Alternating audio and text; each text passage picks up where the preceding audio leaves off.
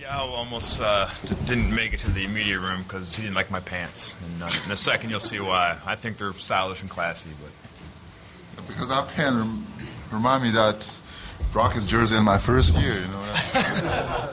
That ugly jersey.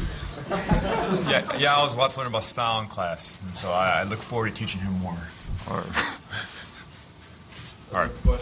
Shane, go over the play where the charge took Chuck and all. Well, I think everybody in the building knew that Brandon was going to take the last shot of the game.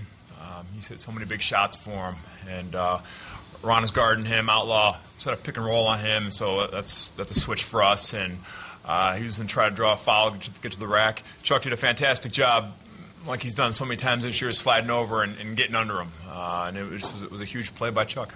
Did you have the block shot anyway? I think I did, but, Chuck gets the credit for it today. What did you guys do differently to get Yao the ball better in the post tonight? Well, we should keep that sequence because we're still using the next game. So. Yeah, I think it was just a concerted effort of finding him. He did a great job tonight of getting position. And when he's open, we got to get him the ball. Shane, coming in, they were the number one leading rebounding team. Can you just talk about the fact that you guys have out-rebounded them in all 4 games? That was the number one on our list of things that we had to pay attention to coming into the series. There's so many active and long guys out there. Their wings are really elite rebounders as well. And so every game we've really focused on trying to keep them off the boards and limiting them to one shot. And so far we've done a good job, but we know we have to do an even better job in Game 5. When you were getting the ball to Yao, they get up 6 in the fourth quarter, and Yao's getting a lot of touches there. Besides that he produced, does it have an effect on settling things down or getting the offense to work smoothly? No question.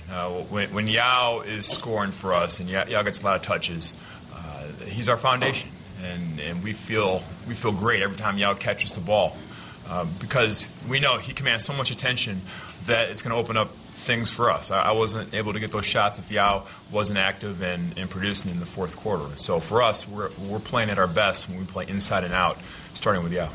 Shane, Kevin Joseph, 15 seasons of the game, Houston, the back-to-back 3-pointers, how big were they in this game? I was at the right place at the right time. The first 3, I think it was offensive rebound or it was a broken play. And my man left me. I think Brandon left me, and I was wide open. And so I took it, and it felt good when I left my hand. And the next time it was a corner 3, and the ball got swung. Shot clock was low. I thought I had Luis open under the basket for a second, and I saw Steve Blake running out at me, and so I hit the last one. Time for a heat check. So I let that one fly, and it went down. Yeah, you guys, this franchise hasn't won a playoff series for a while. You're up 3-1. You feel like you're ready now to break through finally? I still have one more game need to take care of. We've been in this situation before. Whatever is up 2-0 or behind. But my experience is before that game knocked down, the game still 0. We still play start from same line. 姚明今天的进攻选择应该说时好时坏，但是第4节我们抢了9个进攻篮板。说一下最后在季后赛当中我们的信心和斗志有什么不一样吗？那我们就是想，我们不能在主场输球，因为我们知道这主场对我们来说多么来之不易，我们必须去保护好我们的优势。虽然我们知道他们有很多大个子，但是如果我们不去去拼命去争取我们自己的机会的话，机会就会溜走。Well, our body language wasn't the best in the fourth quarter, and you could look at our team.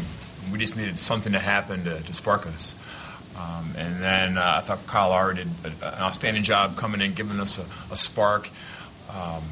We hit some shots and got the crowd back in the game, and we had such a different look once we tied the game at that point.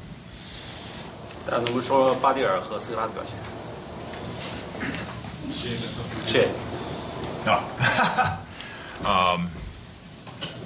你问谁？让英文全部完再说吧。啊。I'm learning Chinese, guys. By this time next year. Oh, Yao was Yao, he was great, man. We got him going early, and we're such a better team when he gets involved and gets touches deep. Shane, do you get to keep the No Stats All-Star title when you go for 14, 8, and 6? Well, it all balances out. I had a clunker in game 2, and so my numbers for the series aren't that impressive. And like I've said all along, I don't play for the numbers. I play to win, and I play to help this team advance, and that's all that matters. 24 assists, 33 field goals, and only 9 turnovers. Talk about taking care of the ball and sharing the ball. Oh, either one. I think that's a perfect basketball. And, we share the ball well and cut down turnovers. In the playoffs, you really need a limit to your mistake.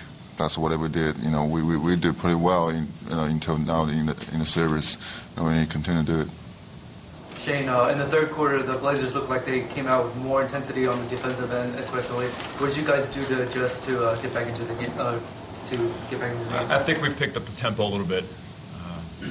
When we get stagnant, we have a tendency to walk the ball off the court and really just try to pound it in.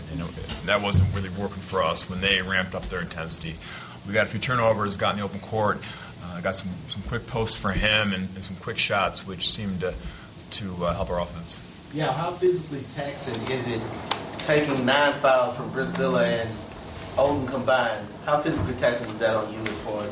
Well, it's always been physical on that area, low post. Nobody won't give up right there. That's a high field goal percent area.